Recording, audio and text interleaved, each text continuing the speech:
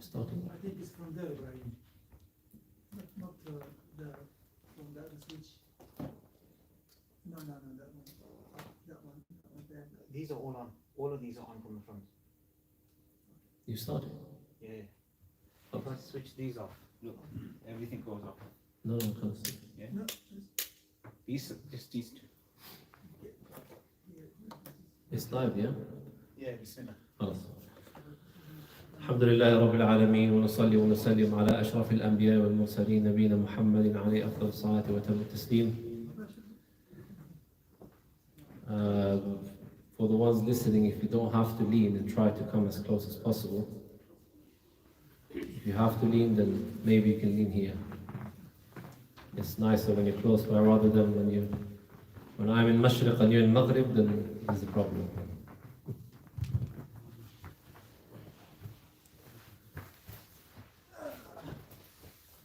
Walillah alhamdu wal minna.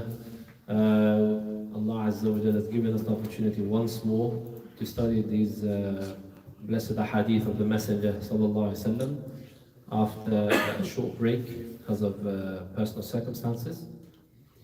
We reached hadith number 6. We covered a great deal from hadith number 1 about intention, having the right intention, and hadith number 2, the great hadith of Jibreel alayhi salam, where Jibreel alayhi salam came and asked famous questions about Islam, Iman, Ihsan, and then the hour, the establishment of the hour and the signs, some of the signs of the hour. We spoke about major and minor signs. And then hadith number 3, the pillars of Islam, the 5 pillars of Islam.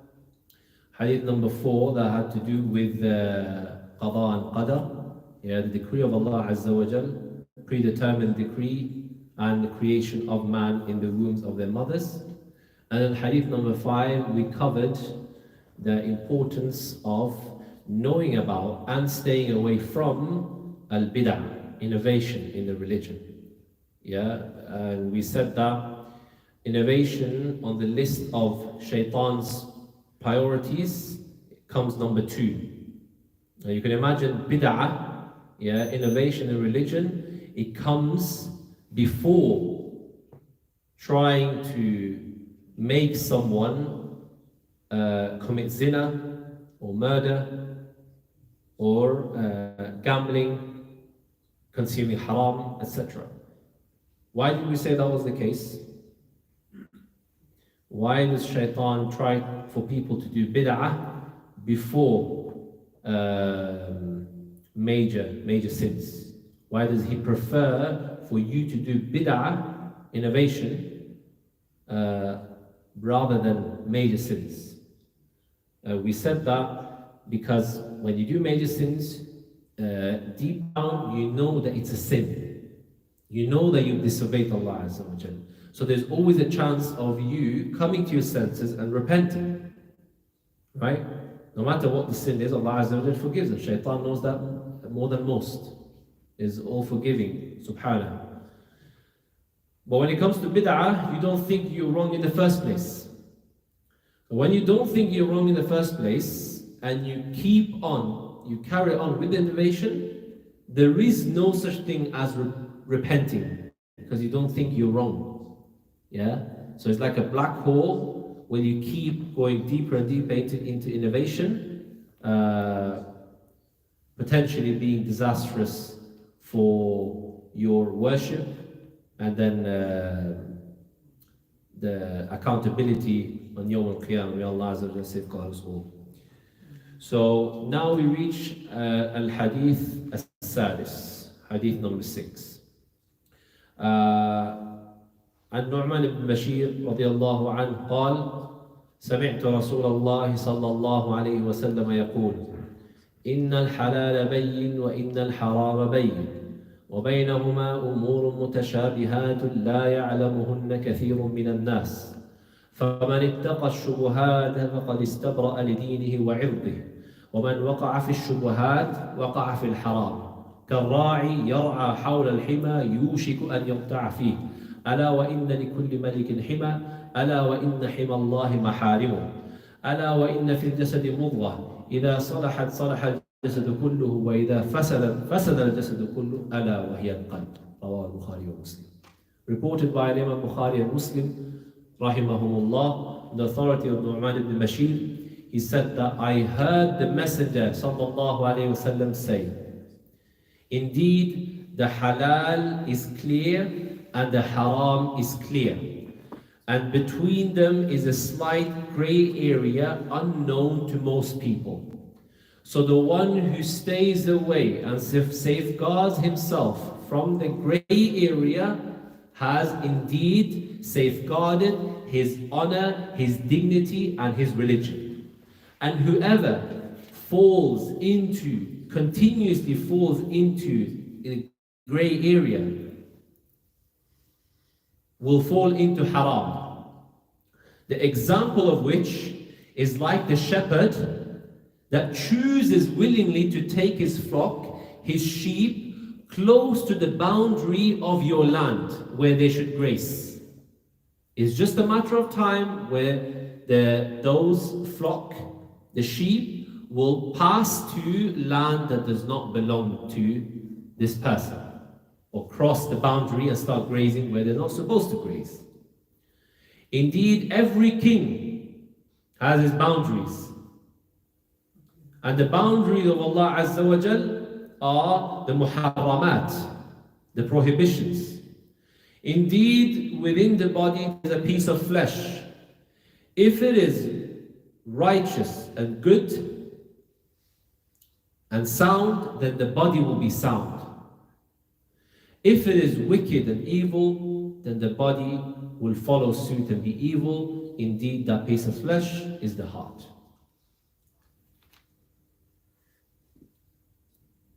Rasulullah sallallahu alaihi wasallam, he starts off by giving us the standard formula that in the religion, the halal is clear and the haram is clear. Allah Azza wa Jal says, "Al-yawma akmaltu lakum deenakum wa atmamtu alaykum ni'mati wa raditu lakum al-islam deena."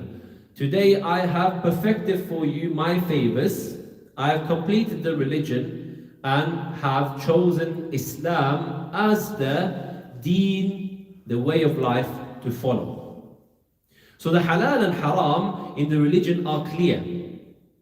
Adhering to the halal and staying away from the haram, because the deen is complete. It's very important to remember that as a general rule of life, when it comes to everything, every aspect of your life, everything is halal until mentioned to be haram. So the standard in life is everything is halal until proven to be haram. And in ibadat now, in the worship of Allah Azza wa Jal, it's the flip, it's the opposite. Everything is haram until legislated and then made halal by Rasulullah sallallahu alaihi wasallam or Allah Azza wa Jal in the Kitab and the Sunnah. Just a few examples to make this clear. When it comes to halal, we know that the meat of cattle, sheep, camel is a halal, right? What about the meat of horse? Is it allowed? It is halal. Where does it say it's halal?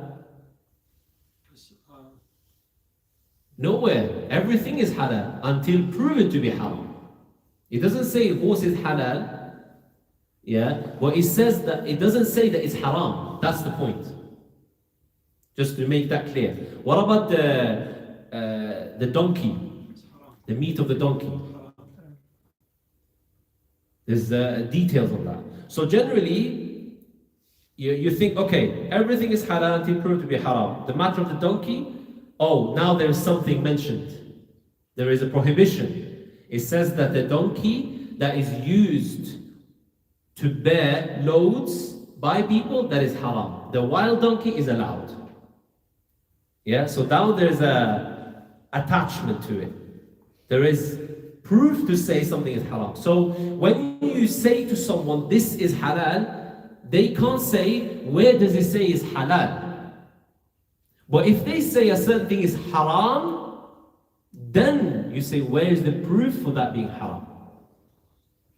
Right? Like for example, can we have the meat of a lion? No, we can't have the meat of the lion. But why though? Everything is halal. But then there is something mentioning it's haram. That every animal with canines that hunt other animals, it's haram. Yeah? So, what about having insects? Is it halal or haram? Yeah, it's haram. Because it's mentioned everything without blood is not permissible for you to eat. So hopefully that is clear. Everything in your life, everything that you wear, that you eat, that you do, that you drink, everything starts off halal until proven to be haram. This is clear now, yeah? طيب. Now when it comes to the worship of Allah Azza wa Jalla, we said it's the opposite. Everything is haram until proven to be halal. What do we mean by this? We mean that for you to worship Allah Azza wa Jal, it needs to have been legislated by Rasulullah Sallallahu Alaihi Wasallam. We worship Allah Azza wa Jal like the way He legislated and He told us to worship. So now, you can't come up with your own worship, because worship, the way you worship, everything is haram, yeah, unless proven to be allowed. So when we say haram and halal, it's a bit of a confusion with worship. How do you say haram? This is just to make it easy to remember. That's why we're using it. But generally you would say, generally in worship, you can't make stuff up. You can't come up with your own way of worship. Other than Rasulullah Sallallahu Alaihi Wasallam, every other type of worship is innovation, i.e. prohibited, i.e. haram. This is what we mean with haram and halal in terms of worship. So now, just like the previous one, when someone says, Akhi, this thing is haram, then there's a question. Where did you get that? But in the worship of Allah is the opposite. When you see someone worshipping in a certain way, say, Akhi, we should do this. We should, for example, pray Dhuhr 5 rak'at. Akhi, where did you get that? Does he say it? No, he doesn't say it. That means it's prohibited for us to pray Dhuhr 5 rak'at. Yeah, hopefully that general qa'idah and rule is clear. Now, most of the time, you got halal and haram that are clear cut. But then you got between halal and haram, this narrow path of a grey, slightly unclear zone that is addressed in this hadith. وَبَيْنَهُمَا أُمُورٌ مُتَشَابِهَاتٌ لَا يَعْلَمُهُنَّ كَثِيرٌ مِنَ النَّاسِ. So grey area that are unknown to most people. So now, how do we tackle this grey area that at times would not be clear to us? Is this halal, is it haram? The general qa'idah, Rasulullah tells us, فَمَنِ اتَّقَى الشُّبُهَاتِ فَقَدْ اسْتَبْرَأَ لِدِينِهِ وَعِرْضِهِ. The one who stays away from the grey area, he will at all times be safeguarded, be safe, and he will have protected his dignity, his honor, and his religion.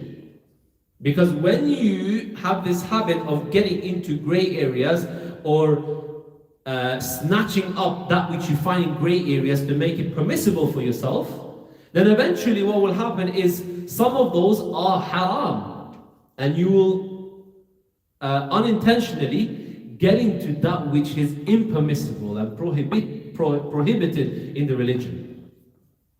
So when there's a matter of haram, obviously we stay away from. Now when there is a grey area, yeah, we also stay away from it for the sake of safeguarding our religion and our honor. Why religion and honor? Because number one, you can eventually get into that which is haram. And if you have this habit of getting into a grey area and then it's uncovered that it's haram and people know of your attachment to those grey area activities, you have affected your own honor and then your dignity in front of others as well. in front of Allah Azza wa Jal. So in order for you to be completely protected, you stay inside the bubble of the boundaries of halal and haram. Stay as far away. So if you imagine it like a bubble, then you got the boundaries. You stay towards the middle rather than try to move towards the boundaries that gets close to haram. Because when you get closer and closer, ultimately you will fall in haram, which is what's mentioned here. وَمَنْ وَقَعَ فِي الشُّبُهَاتِ وَقَعَ فِي الْحَرَامِ. You will, it's not a matter of if, but when you will fall into haram. What's the analogy? What's the example? Rasulullah says, it's like the person, the shepherd who has got a land. You know, you got it back home, especially, not much here, but back home with the farmers or the shepherd, you have a specific land for you and your flock as a shepherd. You got your sheep that will graze, you got your land. You cannot take it to other people's lands. But if you on purpose decide to take the sheep close to the boundary of other people's land, what will happen eventually? When you keep doing that, all of a sudden you will find that the sheep have crossed to the other side and are grazing on other people's land. Inevitably, that is going to happen because you purposely take them to the boundary. And every single king has got their own boundary. You know, every king has their own kingdom, own boundaries, yeah, where they exercise their power. Outside of which, they have no power. The boundary of the kingdom of Allah Azza wa Jal are the muharramat, the prohibitions. Like we mentioned, this example of the land being closed off by its own boundaries. Yeah? So, Rasulullah then, towards the end of the hadith, he mentions the piece of flesh inside of us that affect our way of thinking and our activities and the way we act and what we do, which is the heart. Yeah? The heart controls the limbs. The limbs, they mirror the iman that's in the heart. If the heart is wretched, is filthy, and is not sound, for any reason, maybe not enough worship of Allah, not enough sincerity, not coming regularly to the masjid, not reading enough Quran, not having close link with Allah Azza wa Jal, you automatically will become the person who will get close to the grey areas of the muharramat, because the boundary between the two sides becoming blur for you. The heart is not there to keep you in the middle. That is the way you keep safe inside with a sound heart. That's why when you come on Yawm al-Qiyamah, yeah, what will benefit you on Yawm al-Qiyamah is إِلَّا مَنْ أَتَى اللَّهَ بِقَلْبٍ سَلِيمٍ. Nothing will benefit you. يَوْمَ لَا يَنْفَعُ مَالُ وَلَا بَنُونَ. That day, your children, your wealth will not benefit you, except the one who comes to Allah Azza wa Jal with a sound heart. Because a person that had a sound heart in this dunya, it is not possible for you to then get even close to the grey areas, let alone the muharramat. So it is for a person to constantly renew and wash and cleanse their heart, because that controls the way you tackle this adherence to halal while staying away from the muharramat of Allah Azza wa Jal. Imam al-Bukhari, interestingly enough, he has included this hadith in Kitab al-Buyu', yeah, in the book of trade and business, because many transactions, they would take place that slightly go towards the grey area of things between halal and haram and becomes unclear. And for a trader, keeping their wealth halal is of utmost importance, because haram wealth will ultimately destroy your whole life, take away any barakah from you, your family, your job, your children, your worship, your link with Allah Azza wa Jal, and much more. It will cause your whole life and connection with Allah Azza wa Jal to crumble. That is why this hadith, Imam Bukhari includes in buyu', that in buyu', in transactions, yeah, and that applies to us as well. You know, when you are faced with a gray area, for example, some of the sweets that you buy from the shops, they have gelatin in them. They have gelatin in them, which is extract from animals. Sometimes it's pork, sometimes it's beef, right? So now when it comes to this mas'ala, there are people that say it's permissible because it has changed dramatically in the process of being made. So it's an extract that's added to the sweets, but because of the process, the various processes of making that sweet, that in a way disappears and is no longer part of that finished product. They give the example of wine. If you have wine and you leave it and it eventually becomes vinegar, is it allowed to have? Is it allowed? Of course it's allowed. If you leave vinegar for maybe a few decades, yeah, or they have ways of making that faster. If the wine becomes vinegar, now it's allowed to have. So they say now the process used to be haram, but because of the process of it changing into vinegar, now it's halal. So they use that and other proofs for that. Other sides said no, it is part of that product. It was taken, extract is part of the animal that is haram, so it is haram to consume. Doesn't matter if it's a bit or more. So now in this situation, what do we do? There is no need for you to optionally get into having, we're not talking about whether this opinion is right or that opinion is right. That's a different topic. We don't get into that right now, halal and haram. But what everyone agrees on is that because it's this side and that side, it kind of falls into mutashabihat, shubuhat, yeah, a grey area. We don't know. One says halal, one says not halal. So now what do we do? And there is more than enough alternatives out there. There is no need, there's no necessity for you to go and get the one with gelatin. So it is recommended, it's better, wallahu alam, to stay away. You stay away. Some people, they try to go fatwa shopping. Yeah, so they keep asking anyone. They can ask until they hear that which they want to hear. For example, the matter of mortgage, right? Very common matter that they ask 52 different people until they get to the one who says, maybe, perhaps, and that's enough. That is a sign of a wicked heart. Because you're not fooling anyone. You're not fooling Allah Azza wa Jalla, you're not fooling anyone. Only when you're fooling is yourself because you are a fool. Right? Because you're trying to play around with the religion. Sign of a wicked heart. Even if they try to put the haram, they try to push it into the grey area so they can snatch it. That's why they go and ask other people.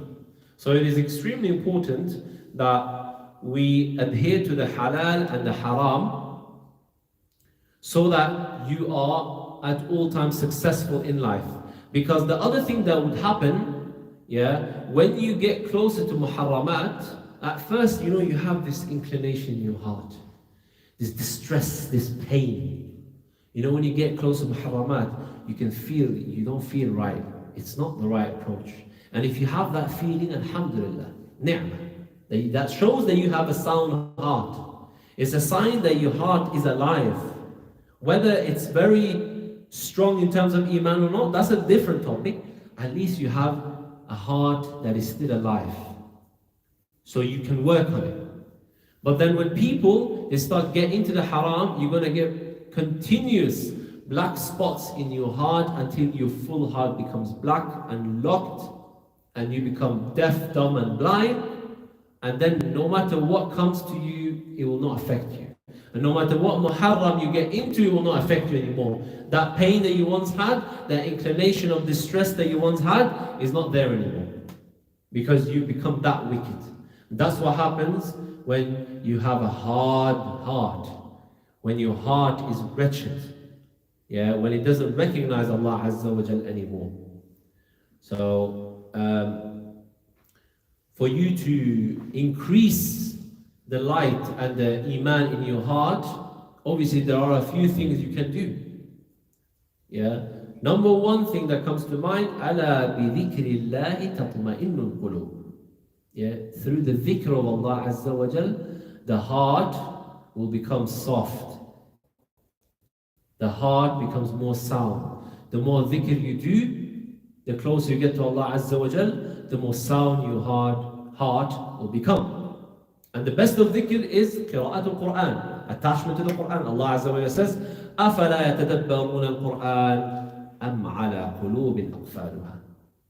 Don't they ponder the Quran, ponder over the ayat of the book of Allah Azza wa Jalla, or have their hearts become hardened, that he doesn't recognize the book of Allah Azza wa Jalla anymore.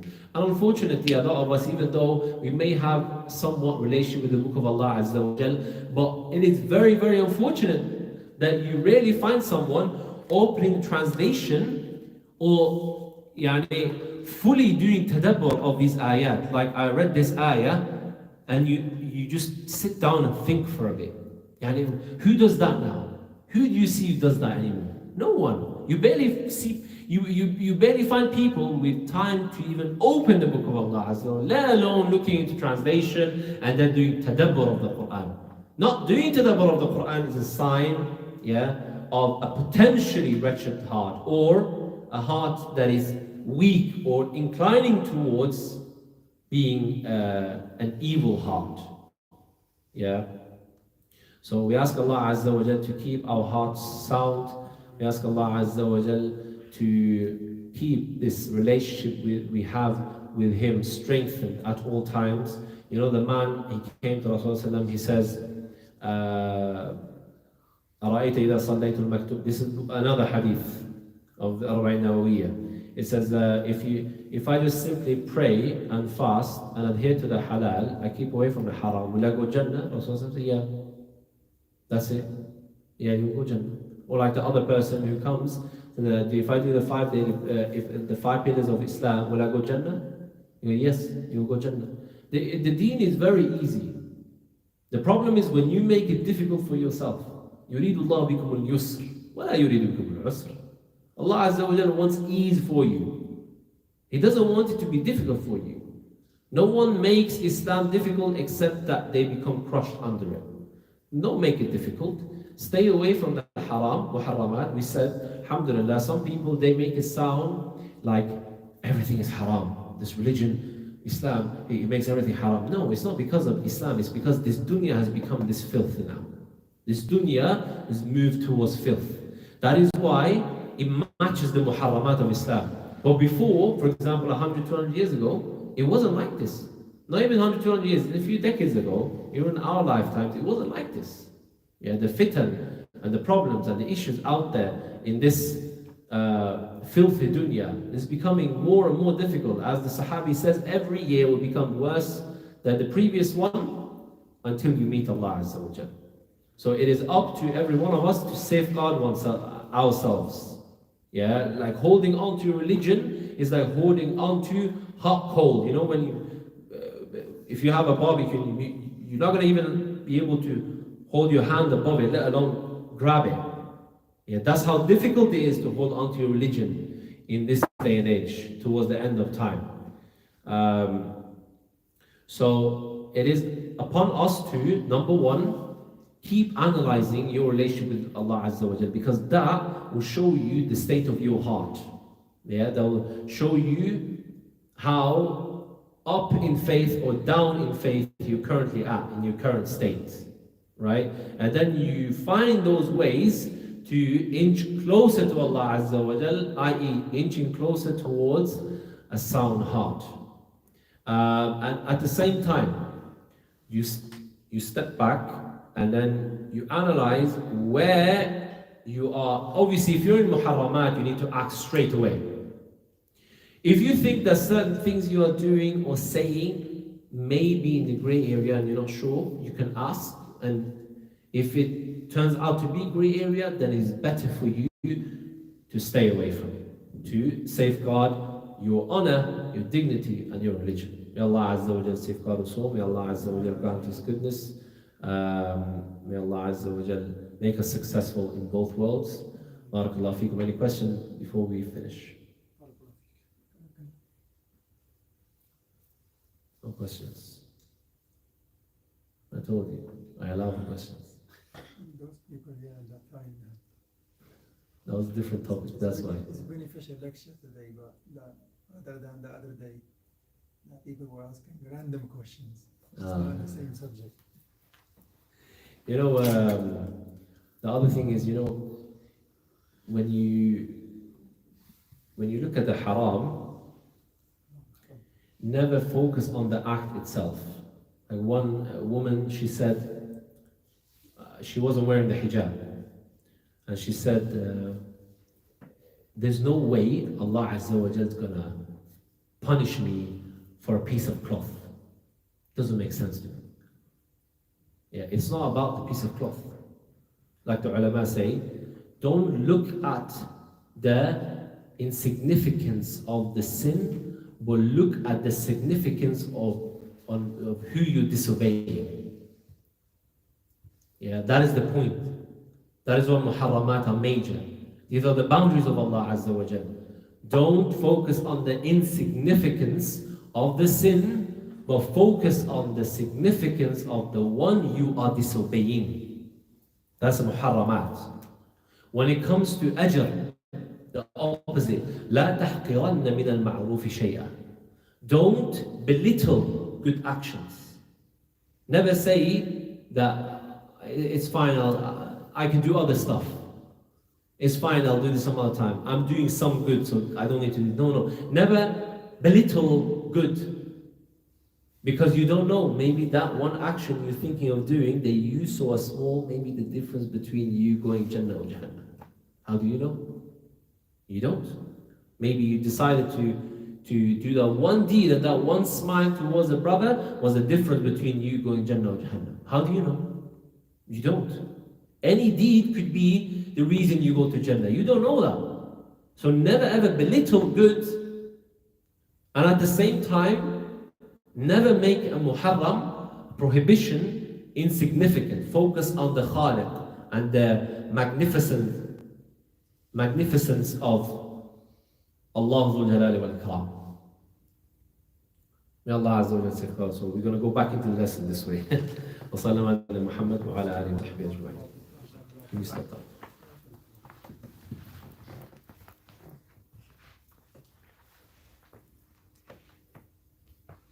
Stop.